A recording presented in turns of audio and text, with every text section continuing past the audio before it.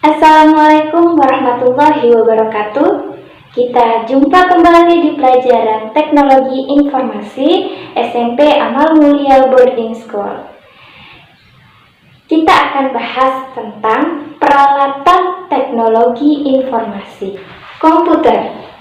Komputer berasal dari bahasa Latin yang namanya itu komputer, yang artinya menghitung. Berikut ini, Charles adalah penemu komputer. Lahir di Inggris.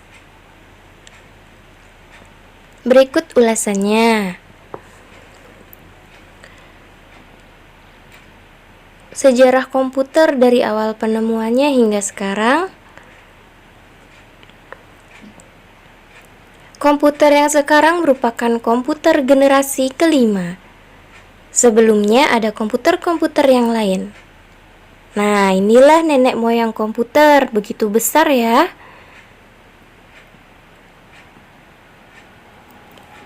Ukurannya sangat besar dan tidak sangat memungkinkan untuk bisa dibawa kemana-mana.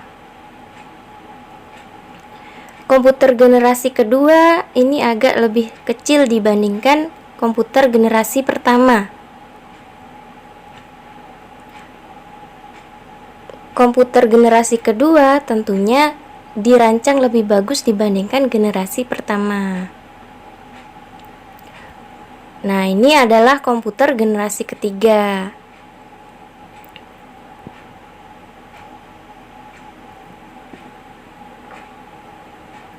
Komputer generasi keempat bentuknya mirip, namun agak lebih dikembangkan, lebih bagus lagi. Karena mulai menggunakan LSI. Kemudian inilah komputer generasi kelima, yaitu komputer sekarang. Lebih canggih, lebih bagus dibandingkan yang sebelum-sebelumnya.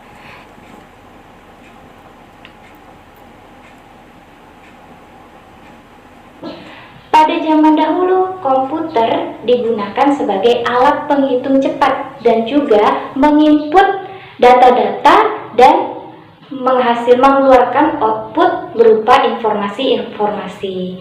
Seiring dengan perkembangan zaman, komputer digunakan sebagai alat untuk memanipulasi data, sehingga komputer dapat diartikan sebagai alat untuk memanipulasi data dan mengelola data berdasarkan perintah yang diberikan. Itu komputer. Komputer pada zaman dulu didesain dengan desain yang sangat besar, sehingga kalau untuk zaman sekarang itu sulit dibawa kemana-mana. Akan tetapi sekarang manusia sudah berinovasi, ada komputer yang bisa dibawa kemana-mana. Contohnya seperti laptop, notebook, iPad, dan lain sebagainya. Jadi komputer sangat penting untuk dunia kerja, seperti halnya di kantor perkantoran. Dalam menghitung laporan keuangan yang sangat banyak, itu bisa dalam waktu yang sangat singkat menggunakan komputer. Kalau hanya dengan cara manual, tidak menghemat waktu, membutuhkan waktu yang sangat lama, dan juga prosesnya tidak mudah. Tetapi dengan alat yang sudah canggih ini, kita akan pelajari bagaimana sih komputer itu. Kita harus kenal dulu komputer itu apa saja alat-alat yang digunakan untuk mengelola data di dalam komputer tersebut. Itu seputar tentang komputer. Peralatan teknologi informasi yang kedua adalah radio. Radio kalau kita melihat atau kita sering mendengar hanya sekedar radio dangdutan, bukan yang seperti itu. Radio adalah alat penerima informasi berupa suara atau sinyal dengan menggunakan media gelombang elektromagnetik. Kalau dulu radio itu digunakan oleh kapal selam untuk menyampaikan informasi pada kapal yang ada di pelabuhan, kan? Tapi radio sekarang justru banyak digunakan di rumah sakit, di polisi, militer, dan lain sebagainya sudah menggunakan radio. Jadi sangat praktis untuk menyampaikan informasi. Terlebih lagi kalau menggunakan radio tidak perlu pakai pulsa, karena ada di pedalaman-pedalaman, di berita-berita itu ada yang sekolah online-nya menggunakan radio HT gitu. Jadi radio bukan semata-mata hanya radio yang dangdutan saja, tapi ada manfaatnya radio informasi. Ada 3 komponen yang terdapat dalam sebuah sistem pemancar radio, yaitu sumber suara, kemudian pemancar, dan juga antena. Kalau tidak ada pemancar juga tidak akan mengetahui informasinya, tidak akan berfungsi. Kalau ada antena juga tidak akan berfungsi radio yang kita pakai. Kemudian radio itu yang kedua, sumber suara menghasilkan suara yang akan dikirimkan bersama dengan sinyal radio. Butuh juga sinyal. Kemudian pemancar radio ada 2. Yang pertama adalah osilator, yang kedua adalah modulator. Osilator berfungsi untuk menghasilkan gelombang sinus yang menjadi sinyal pembawa, sedangkan modulator berfungsi untuk menstabilkan frekuensi dan amplitudo osilator. Tuh, ada 2 ya. Yang osilator sebagai gelombang sinus yang menjadi pembawanya, sedangkan modulator itu menstabilkan frekuensi dan juga amplitudo osilator.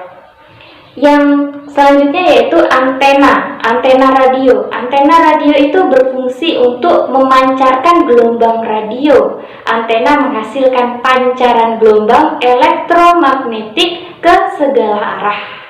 Tuh, itu tadi radio. Jadi antenanya fungsinya apa, kemudian gelombangnya menggunakan gelombang apa, kok bisa sih radio itu bisa sampai kemana-mana, menggunakan apa menggunakan sepeda, apa menggunakan listrik, atau bagaimana, atau pulsa. Itu tidak, tapi menggunakan pemancar dan juga menggunakan antena. Kemudian yang C, televisi. Kita setiap hari melihat televisi. Tapi apa sih itu televisi sebenarnya? Televisi merupakan alat penerima informasi yang berupa gambar dan suara yang dapat menerima transmisi gambar, dapat menerima transmisi gambar dan juga suara secara langsung, real time. Televisi mampu menerima sinyal dari pemancar gelombang atau satelit maupun dari kabel. Jadi televisi itu juga membawa informasi, termasuk alat canggih yang membawa informasi. Kita bisa tahu keadaan di luar kota, kita bisa tahu keadaan bahkan di luar negeri, itu melalui juga televisi. Tapi tetap digunakan secara yang baik, secara baik. Kita cari, kita gali informasi dari televisi tersebut, bukan hanya untuk lahan-lahan saja. Kita gunakan televisi untuk manfaat, bukan sebagai ajang bermalas-malasan. Oke, selanjutnya adalah faksimil. Faksimil itu apa sih? Alat untuk mengirim atau menerima informasi melalui telepota dengan sistem reproduksi fotografi.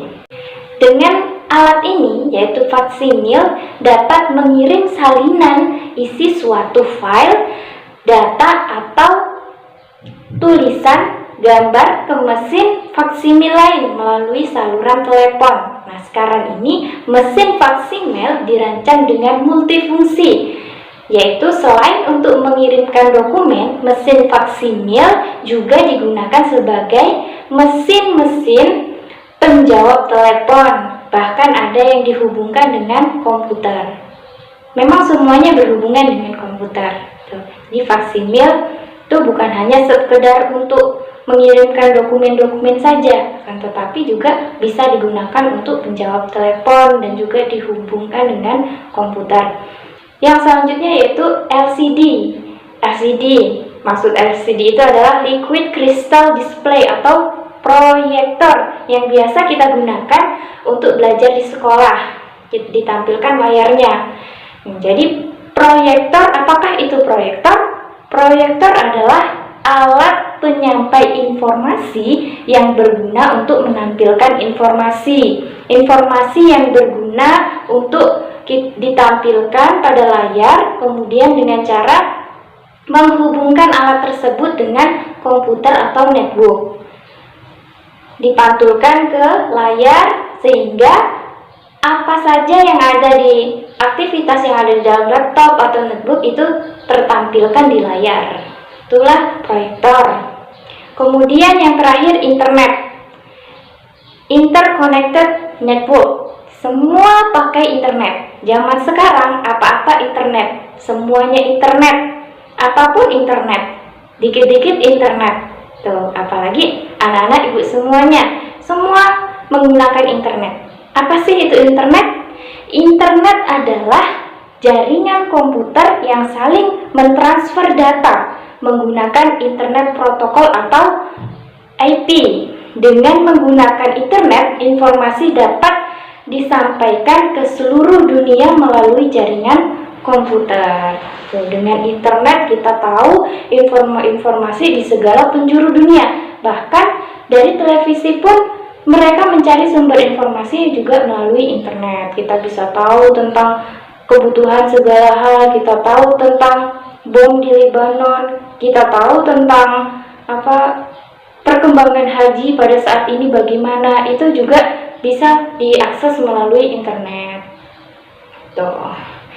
Jadi itu tadi dari A sampai F perangkat yang perlu kita ketahui, apa saja perangkat di dalam teknologi informasi.